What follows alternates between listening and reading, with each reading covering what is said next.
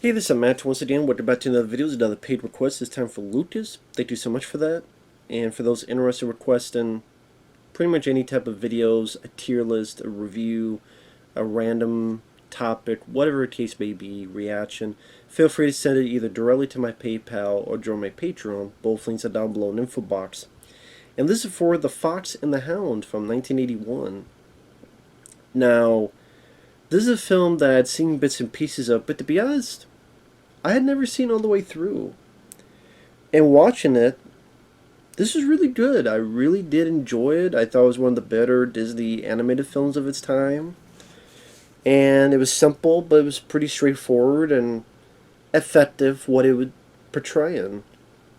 Didn't mind the animation. For the most part, didn't mind the voice acting. There's one or two here that like, about to get to that. And some surprising seriousness and some bittersweetness to it.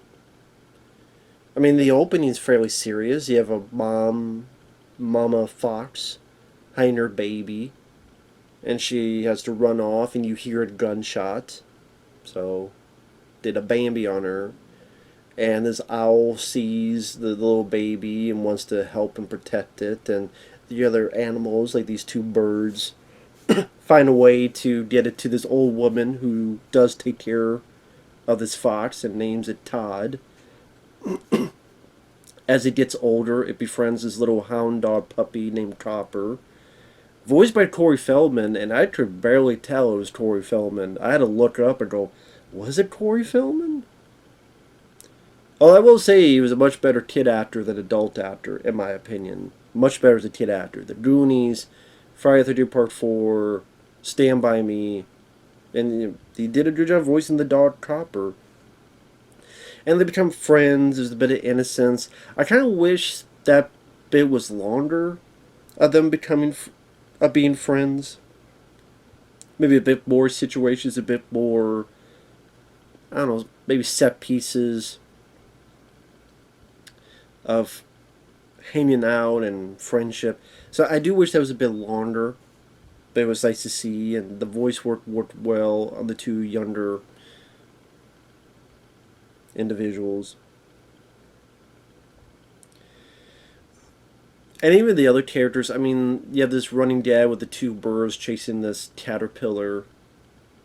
And there's, goofy Bugs Bunny type of humor through that. Some nice slapstick for the kids. I like the old woman. I like the voice actress. I like the way she was portrayed. She was able to stand up for herself, like this guy who's the hunter who has an older dog, and then the younger pup. He's going to try to be a hunting dog. And he's mad at the fox and shooting at the woman's car, but then the woman stops, takes his gun, and starts shooting at his car, shooting the shit out of his car. I did like that bit. So she ain't taking no shit. This old woman ain't taking no shit. And I like that the story, again, it has a bit of seriousness to it. So Todd believes that Copper and him will always be friends, but the slow realization. For example, the other animals show him the hunter's lodge where there's all these skinned carcasses, and you see it. And Todd's face, all those poor things. Ultimately, the hunter takes the two dogs, going to train the pup to be a hunter. And then time passes. Now, it would have been nice to maybe see a bit of Copper, his training. Like maybe there's hesitation at first on his part, because maybe these animals remind him of his buddy Todd. And, well, do I really want to do this? And maybe sort of this slow development where he's unsure at first, he doesn't want to do it, but the longer it takes, the more he's warms up to it, or manipulated, or how you want to put it. Eased into it. Until now, they're now much older. And the dog, Copper, is now voiced by Kurt Russell. Which, I mean, that's... Corey Feldman turned to Kurt Russell? No. fuck that. But I mean, in the movie, it works. And I mean, in a way, it made sense. Kurt Russell was a Disney kid, and this is the time of his career. In 1981, this came out. This is before. This is a well, Steve from New York was around this time, but since animation takes a bit longer, this might have been voiced before Escape from New York, but after Elvis the movie. It was way before Tango and Cash, Backdraft, Breakdown, all those other movies. Kurt Russell's the man, so always great to have Kurt Russell in there. And I thought his voice worked as Copper. The older Todd, the older Fox, I don't know why they chose this guy. It's Mickey Rooney. Now, I could deal with him to be fair, but I'm sitting there going, even then he sounds old, and that's because he at the time he was 60 years old because he was born in 1920. So you have Kurt Russell, who is half the age or more than Mickey Rooney. Like Kurt Russell in 81 was even 30 at the time, 20, 30. But then you get the other guy, and there's supposed to be kind of the same age, and it's a 60-year-old Mickey Rooney. And I wish they had gotten a different actor. I would say that's the voice that bothered me the most out of all of them. And I said, I'm kind of in between where I could deal with him because I was liking the character of Todd, his predicament, his the sad stuff that happens with the character. So I felt for the character. I rooted for the character. I would have preferred if it was a different voice actor, instead of Mickey Rooney, who's a 60-year-old trying to sound younger. And I don't know why they chose him again. I'm trying to think who would have been a good choice at that time in 1981. I don't know. I'd have to look at like a list of movies or actors who was around Kurt Russell's age at that time. Do you think that would make sense because it's supposed to be in the same ballpark in terms of age?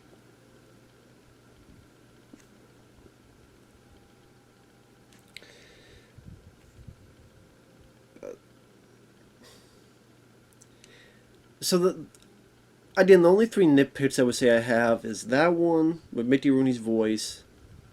It's a 60-year-old guy trying to sound a lot younger. It wasn't 100% effective. I'll put it that way. To deal with it, but I would have chosen a different one. The other two nitpicks I have, like I said, I mentioned, I wish them being friends. That was a bit of a longer sequence and a bit more series of events of showing than just them hanging out. They show a bit, but I wish it was longer. And the third thing is, there's a few songs in the movie, mainly from the Owl. She sings a few songs. I don't think you needed songs in this one. But I guess Disney had this thing where, well, yeah, you gotta have a song. This is an animated movie. I don't think you needed songs in this. I don't think the songs were that effective. At least not enough that I would ever listen to at the beginning, or like the songs are effective in The Lion King. They're effective in Aladdin. This, I don't think it was needed. I really don't think it was needed. That's just me, though. I thought they kind of broke the rhythm of the movie. I'm like kind of getting into the story of these two friends. As the tagline says, there were two friends that didn't know that they were enemies. Because Todd wants to hang out with Copper. Copper's like, I can't hang out with you anymore. Todd, wants to see his friend. The hunters are looking for him. Copper's like, fine, I'll let you go this one time. But the other older dog chases after Todd and gets his stupid ass off a railroad track. I guess originally was supposed to die. And that's why the hunter and Copper were so adamant of finding and killing him. And I can understand their both points of view. I understand the point of view of one person going, no, that should have been the way because it makes the situation more dire. It makes it make more sense as to why Copper is so adamant to find his former friend and kill him and help the hunter because something that serious happened instead of just a broken leg. But on the flip side, I did it where it is a Disney. I mean, there was death. The mom died off screen, but I guess they still wanted to tone things a bit down. So I can understand both situations where, on the flip side, it does make it easier for Copper to become friends with Todd again because at the end of the day, yeah, the guy's leg is broken. It's not too big of a deal. But like I said, I understand the flip side because you go, well, okay, I understand your big dog buddy who trained you is hurt with a broken leg, but then jump into wanting to kill your supposed friend is a pretty big leap. So I do see both arguments. So ultimately, the old lady has to get the fox into this sort of kind of reserve, this kind of area, but the hunter and the dog follow, and Todd doesn't know what to do, and he's alone, and it's raining, and he's depressed. The owl helps him, and there's this female fox that he's head over heels for. And man, this fox, hell of a vixen, because like within 10 minutes, she's already planning 6 kids with him. And he's like, what? I'm like, shit. Bitch is fast. After 10 minutes of meeting, we're playing 6 kids. Bitch is fast. Do you want his credit card as well? You want half of his money? Alimony? About 10 minutes in, sign this piece of paper. What is it? It's alimony. I did half. What? But I thought that voice fit well. Vixie, I think is her name. What's your, oh wait, Vixie for Vixen. Okay. But yeah, I thought the animation was well done. I thought that the pacing was very fast. It's a very short film, straightforward, not boring at all. Felt bad for the predicament. You felt bad for Todd.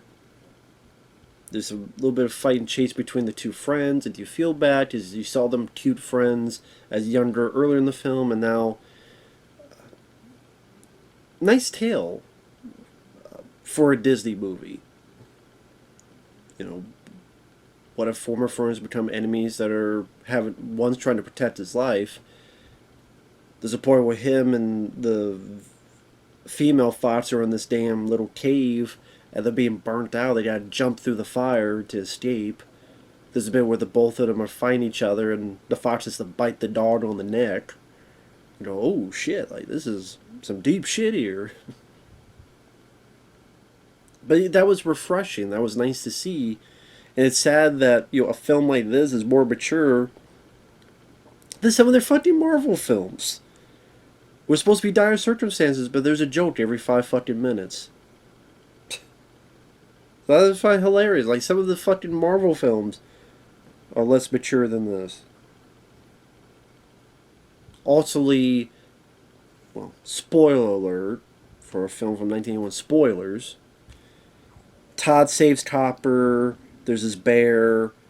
Also saves the hunter. But Todd gets a bit fucked up. The hunter's ready to shoot the fox, and finally Copper's like, fuck that, and stands in front of his friend Todd. Ultimately, the hunter realizes what's going on, lowers the gun, and they walk away. And it's a bittersweet ending. I thought this was interesting. Although, from what I understand, there's a sequel, so this is kind of negated. But where the dog and the other dog and the hunter are over here, but then the fox, like, there's a shot where Copper is at the farm, then it pulls back, and there's over here Todd and his female friend looking down. So they'll still be friends, but they're a world apart, separated, never can be together. You know, they're the best of friends. So it creates kind of a sweet but bittersweet ending, which I thought was interesting. I thought it was an interesting way to sum up the story. Because in typical, it'd be like, you know what, the hunters calm down, and now the fox and even his female friend will go around, and no, that would not be the case. So, but then, from what I understand, there's a sequel, and they said that gets totally negated anyway. So, oh well. Did I read the sequel? Something about they form a band or something? Like, felt like they went more of the cookie cutter route from what I hear of the sequel. But this is a film I'm surprised that Disney has not remade into the live action format. I mean, maybe because it's not as big of a name compared to The Lion King and Aladdin, The Little Mermaid now. But I would not be surprised one day. They did with Lady and the Tramp. I wouldn't be surprised one day they do it for this, The Fox and the Hound. I would not be surprised. Not that I'm wanting it. So overall, this is a nice, effective tale of prejudice, assuming one thing when it's not right or correct. Like assuming Todd did this even though he didn't do anything. He was just protecting his life. And maybe a bit angry at the Topper character, like, you fucking asshole. Like, Todd didn't do anything. You're being a dick face. So, maybe root less for Topper, more for Todd. But, Topper did get finally his head out of his ass by the end. But that said, yeah, this is a pretty decent movie, The Fox and the Hound. I rather liked it, rather enjoyed it. So, with that said, thanks for watching, and we'll see you later. Bye-bye.